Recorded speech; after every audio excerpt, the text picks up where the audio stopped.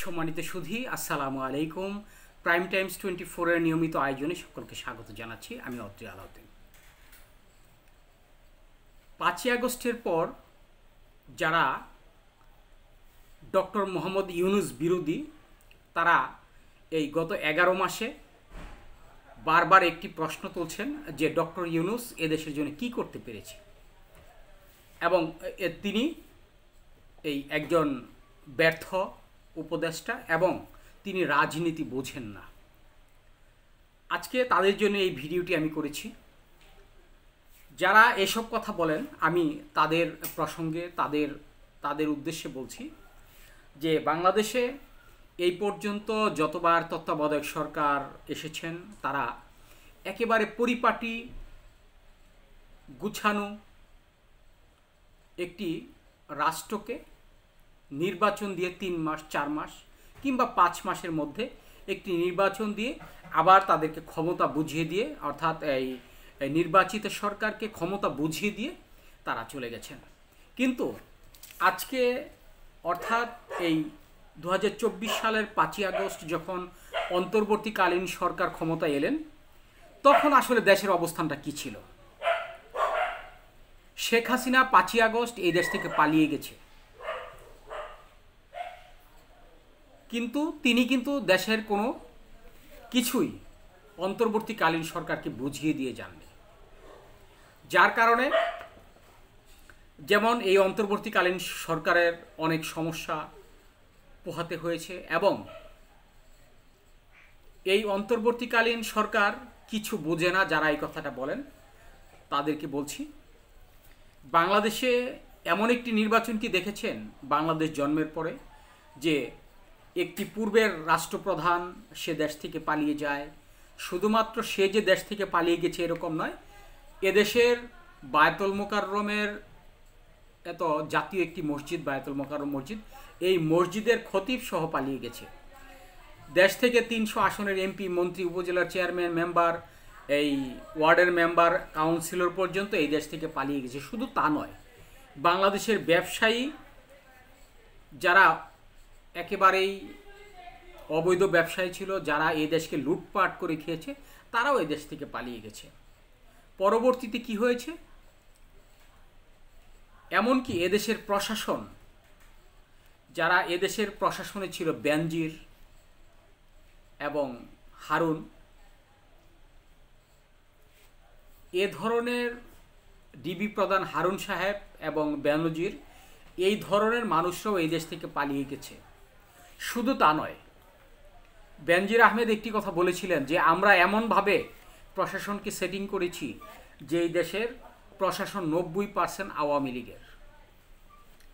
তাহলে বুঝতে পারেন এদেশের শুধু প্রশাসন নয়, আপনার সচিবালয়ে যান, ঠিক একই অবস্থা। 16 বছরে গুছানো পরিপাটি একটি রাষ্ট্র যেভাবে শেখ হাসিনা এই পর্যায়ক্রমে তাদেরকে স্থান দিয়ে গেছে, এমনকি বাংলাদেশের ইতিহাসে কেউ কখনো দেখিনি যে এই দেশে এই মাত্র 11 মাসে 200 আন্দোলন আমরা দেখেছি। একটা দুইটো নয়, 200 আন্দোলন। এই আন্দোলনগুলো করেছে কারা? যারা বিরোধী দলে ছিল, অর্থাৎ আওয়ামী লীগ পন্থীরাই এই আন্দোলনগুলো করেছে। আরেকটি দিক যদি আপনারা খেয়াল করেন, আমি কেন কথাটা বলছি, কারণ এত আওয়ামী লীগ যেখানে থাকে, বিরোধী দল যেখানে থাকে, এখানে কখনোই অন্তর্বর্তীকালীন সরকার কিচ্ছু করতে পারে না। তারপরেও কিন্তু অন্তর্বর্তীকালীন সরকারের যে পদক্ষেপ, তার যেই যোগ্যতা,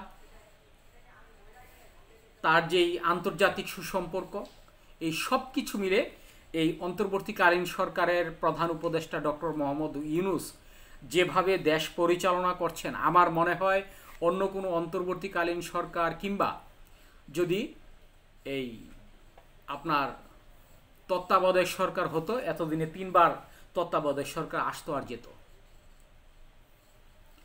যেই দেশে এত বিরোধী মানুষ, 18 কোটি মানুষের চেয়ে 18 কোটি মানুষের মধ্যে 14 কোটি মানুষ এখন এই অন্তর্বর্তীকালীন সরকারের বিপক্ষে। আপনারা দেখেন আজকে আওয়ামী লীগের অবস্থান, আওয়ামী লীগ বিপক্ষে, বিএনপি জাতীয়তাবাদী দল বিএনপি বিপক্ষে, জাতীয় পার্টি বিপক্ষে। এই বাংলাদেশের বৃহত্তম 3টি রাজনৈতিক দল। শুধুমাত্র রাজনৈতিক দলের কথা আমি বলবো না, আজকে আপনার প্রশাসনের কথা ধরুন, বাংলাদেশের যতগুলো পুলিশ ডিপার্টমেন্ট আছে, আজকে এই পুলিশরা পর্যন্ত এই অন্তর্বর্তীকালীন সরকারের বিপক্ষে। শুধু পুলিশ প্রশাসন কোনো, বর্তমানে যে সেনাবাহিনীর প্রধান ওয়াকুজ্জামান, তিনিও বিপক্ষে। তিনিও আওয়ামী লীগের একজন ব্যক্তি। মন্ত্রণালয়গুলো এই পর্যন্ত যতগুলো সচিব আছে, সবকটি সচিবের মধ্যে 90% সচিব বাংলাদেশে এই বর্তমানে অন্তর্বর্তীকালীন সরকারের বিপক্ষে। এত বিপক্ষ মানুষ নিয়ে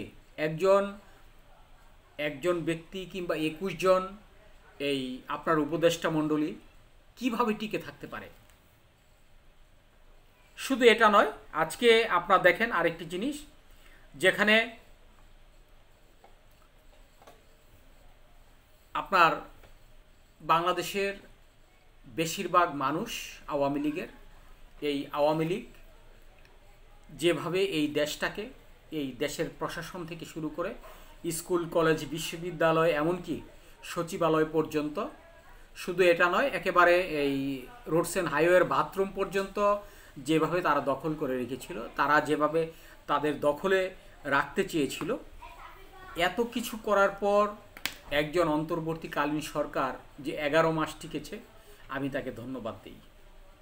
তার টিকার একটাই কারণ, সেটা হলো অন্তর্বর্তীকালীন সরকারের প্রধান ডক্টর মোহাম্মদ ইউনূস মাথাটা অনেক ঠান্ডা, অনেক রাজনৈতিক নেতার চেয়েও অনেক বুদ্ধিদীপ্ত এবং সুচারু এবং দক্ষ রাজনীতিবিদ।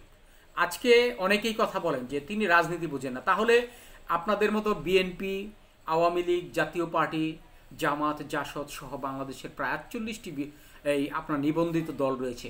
এই সবকটি দল কেন এই অন্তর্বর্তীকালীন সরকারের কাছে নির্বাচন চাচ্ছেন? তাহলে তাকে বের করে দেন। আপনাদের সাহস থাকলে, ক্ষমতা থাকলে তাকে বের করে দেন। তার কাছে কেন নিরপেক্ষ তত্ত্বাবধায়ক একটি সরকারের অধীনে একটি নির্বাচন চাইতে হবে?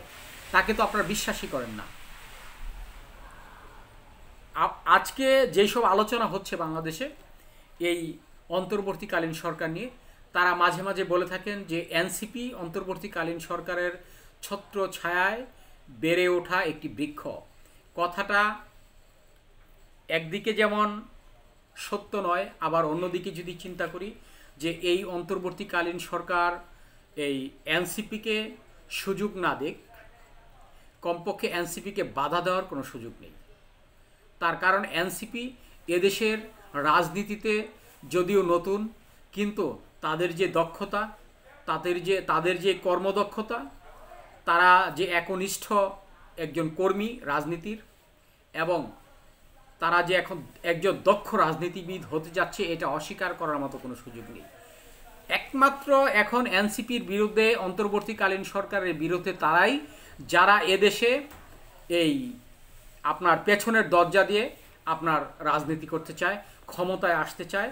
তারা মনে করছে যে যদি অন্তর্বর্তীকালীন সরকার এই সুষ্ঠু একটি নির্বাচন দেয়, তাহলে হয়তোবা এই আমরা ক্ষমতায় আসতে পারবো না। যার কারণে এখন বর্তমানে পিআর পদ্ধতি নিয়ে যেভাবে আপনার অপপ্রচার করা হচ্ছে, সেটা বিএনপি করছে, আওয়ামী লীগের নেতাকর্মীরা করছে, এই যারা এই দেশে রয়েছে আওয়ামী লীগের বিভিন্ন এই সংগঠনের ব্যক্তিরা করছেন, এবং জাতীয় পার্টি করছেন। আমরা মনে করি বাংলাদেশে এখন বর্তমানে এই মুহূর্তে জরিপে মাত্র 30% ভোট রয়েছে বিএনপির। যদি সঠিকভাবে নির্ণয় করা হয় তাহলে আওয়ামী লীগ 35% আছে। অথচ এই আমাদের এই বিভিন্ন পত্রপত্রিকা, যেগুলো print media, electronics media, YouTube, Instagram সহ প্রত্যেকটি মিডিয়াতে বলা হচ্ছে যে 30% বিএনপির, 24% আওয়ামী লীগের, 16% এনসিপির। তাহলে আজকে যারা এই এনসিপিকে বিশ্বাস করে না, যারা এনসিপিকে মনে করে তারা ডাকলে বাংলাদেশে একজন মানুষও পাবে না। অথচ আজ 8 দিন হলো এই এনসিপি এই রংপুর, কুড়িগ্রাম এইসব অঞ্চলগুলোতে, পাবনা, তারা যে জনসভা করছেন, তারা যে পদযাত্রায় অংশগ্রহণ করছেন, এখানে লক্ষ লক্ষ মানুষ সেখানে উপস্থিত হয়েছে। তার একটি কারণ, সেটা হচ্ছে এই মুহূর্তে যেমন আওয়ামী লীগ ফ্যাসিবাদীর মধ্যে পড়ে গেছে, আওয়ামী লীগকে এখন এই মুহূর্তে কেউ বিশ্বাস করতে পারছে না। অন্যদিকে বিএনপির বিভিন্ন অপকর্মে বিএনপিকে মানুষ বিশ্বাস করতে পারছে না। কাকে ভোট দিবে জনগণ? এই মুহূর্তে কাকে ভোট দেওয়া দরকার এবং কারা ভোট পাওয়ার যোগ্য? যার কারণে এখন বর্তমানে জামাত এবং এই এনসিপি, এই দুইটি পার্টির উপর মানুষ বিশ্বাস করে। আমি কখনো কখনো শুনেছি, আমি গত কয়েকদিন আগে একটা এই আপনার টক শো প্রোগ্রামে, এই নজর BD.com-এর একটি টক শো প্রোগ্রামে আমি একজন এই বিএনপির নেতাকে যখন আমি তাকে প্রশ্ন করলাম, তিনি বলল যে আমি আপনার সাথে রাজনীতি নিয়ে কথা বলবো না। তার কারণ আপনি যেভাবে খুঁচিয়ে খুঁচিয়ে আমাকে এই প্রশ্ন করা শুরু করছেন, আমি তাহলে আমাকে বিএনপি থেকে বাদ দিয়ে দিবে। অর্থাৎ মানেটা কি? এটার অর্থটা কি? এটার অর্থ একটাই, যে তিনি সঠিক কথাটা বলবে না। আমি যখন বারবার তাকে প্রশ্ন করছিলাম যে তাহলে বিএনপির তুলনায় এখন কেন জামাত জনগণের কাছে জনপ্রিয়, সে বলল জামাত তো একজন রক্কাড়া পার্টি, শিবির তো রক্কাড়া পার্টি, এটা তো সারা পৃথিবী জানে। আমি তো তাহলে সারা পৃথিবী তো এটাও জানে যে বিএনপি বর্তমানে এই আপনার দখলবাজ, চাঁদাবাজ, এটা কি মানে সারা পৃথিবী জানে না? গত 54 বছরে, 53 বছরে এই বাংলাদেশ ছাত্র শিবির কিংবা জামাতকে বলেন, যারা বলে যে তারা রক্কাটা পার্টি, তাদেরকে এই 53 বছরে যতটা প্রকাশ হয়েছে, আমি মনে করি গত 11 মাসে বিএনপির যে নেতাকর্মীরা যেভাবে চাঁদাবাজি করেছে, যেভাবে দখলবাজি করেছে, যেভাবে লুটপাট করেছে, তাদের যে বিভিন্ন অপকর্ম, সেই অপকর্মের ইতিহাস 11 মাসে সর্বোচ্চ তুঙ্গে সারা পৃথিবীতে জানে। বাংলাদেশের 99.9% মানুষ এখন তাদেরকে চাঁদাবাজ বলছে। অথচ বিএনপি এখনও টনক লড়ছে না। তারা মনে করছে যে তারা খুব দ্রুতই ক্ষমতায় আসতে যাচ্ছে। অথচ তারা ঠিক আওয়ামী লীগের যেই পরিস্থিতিটা, আওয়ামী লীগ যেমন গত 16 বছরে মনে করেছিল যে 80% ভোট আমরা পাবো, অথচ তারা জানে তারা গত দুইটি নির্বাচন তারা মাত্র 12%, 11% ভোট পেয়ে, অর্থাৎ 11-12% ভোট পাওয়ার অর্থটা হচ্ছে এই আওয়ামী লীগের মানুষই ভোট দেয়নি, তাদেরকে আওয়ামী লীগ বিশ্বাস করতে পারেনি। এই মুহূর্তে বিএনপির মধ্যে যে সমস্যাটা, সেই সমস্যাটা হচ্ছে এই 4-5 জন এমপি, সাবেক এমপি, 4-5 জন শীর্ষ নেতা। এর মধ্যে আছেন মির্জা ফখরুল ইসলাম, মির্জা আব্বাস, আপনার এই শামসুজ্জামান দুদু, এই আছে ফজলুর রহমান। এই 4-5 জন ব্যক্তি বিএনপিকে যতটা নিচে টেনে নিচে নামাচ্ছে, আমার মনে হয় যে এই মুহূর্তে যদি তারেক রহমান তার বিভিন্ন ভার্চুয়াল বক্তব্যগুলো না দিতেন, বিএনপির অবস্থানটা 0 পয়েন্টে চলে যেত। তারেক রহমান কিন্তু 5ই আগস্টের পর বারবার বলতে চেষ্টা বলেছেন ভার্চুয়াল বক্তব্য, তোমরা এতটা এই নির্বাচনটাকে এত সহজ মনে করো না, এই নির্বাচনটা এত সহজে হবে না। এবং বিএনপিকে যদি তোমরা মনে করো অনেক বেশি বড় একটি দল, তাহলে ভুল করবে। কারণ জনগণ যদি আমাদের কাছ থেকে মুখ ফিরিয়ে নেয়, তাহলে আর কিচ্ছু করা থাকবে না। এটা হলো বিএনপির ভারপ্রাপ্ত চেয়ারম্যান জনাব তারেক রহমানের কথা। অথচ এই বিএনপির কিছু নেতা আছেন যারা এই গ্রামে গঞ্জে, শহরে বন্দরে চাঁদাবাজি করে বেড়াচ্ছে। এই চাঁদাবাজদের কারণে আজকে বিএনপির অবস্থান, এই জামাত যেই দলটিকে মানুষ রাজাকার বলে আখ্যায়িত করে, সেই দলটি আজকে এই বিএনপি, একজন জিয়াউর রহমান একজন মুক্তিযোদ্ধা, জিয়াউর রহমান একজন মুক্তিযোদ্ধার এক সময় তিনি একজন সেনাবাহিনীর ছিলেন, মেজর ছিলেন। তিনি এদেশের স্বাধীনতার ঘোষক, অস্বীকার করার মতো কোনো সুযোগ নেই। তারপরও আজকে অবস্থানটা কোথায় দেখেন। খালেদা জিয়া দীর্ঘ তিনবার তিনি এদেশের প্রধানমন্ত্রী হয়েছেন। তিনি একমাত্র প্রধানমন্ত্রী যিনি পাঁচটি আসনে নির্বাচন করে একটিতেও তিনি আপনার রেজাল্ট খারাপ করেনি, তিনি জয়ী হয়েছেন। অথচ যদি একটু দিকে তাকান, বাংলাদেশ